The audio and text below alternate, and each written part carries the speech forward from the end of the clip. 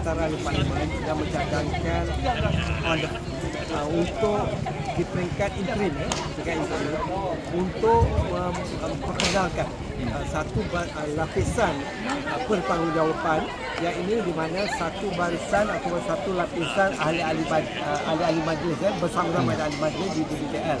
Dan keanggotaan ahli-ahli majlis ini dilantik oleh ahli-ahli parlimen, kerana ahli parlimen adalah wakil rakyat dan ahli parlimen melantik, contohnya lah 2 orang setiap ahli parlimen lantik untuk menganggotai majlis ahli majlis di DPR ini.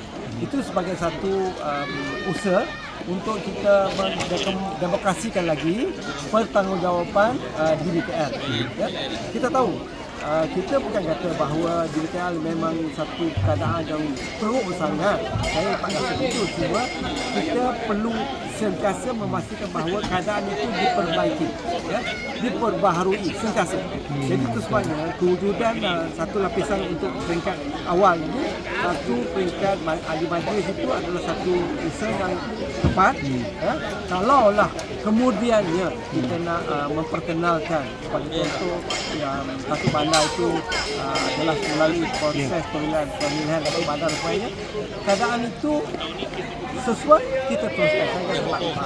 Kerana kita nak pastikan bahawa pertanggungjawaban Datuk Bandar itu lebih telus, lebih terbuka, accountability yang maksimal. Sekarang ni dengan akta yang sedia ada, yang begitu lama ada, kuasa diberikan kepada Datuk Bandar. Bukan kita kata Datuk Bandar itu tidak boleh kita percaya dalam tak, itu bukan isu dia. Ya.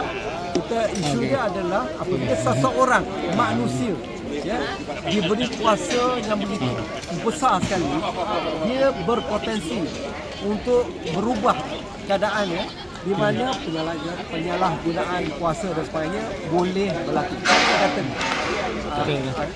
sudah berlaku atau apa, tapi boleh berlaku. Maknanya kita nak pastikan bahawa accountability itu, pertanggungjawaban itu berlaku dengan sebaik yang mungkin, supaya kepentingan rakyat dapat kita pastikan berlaku.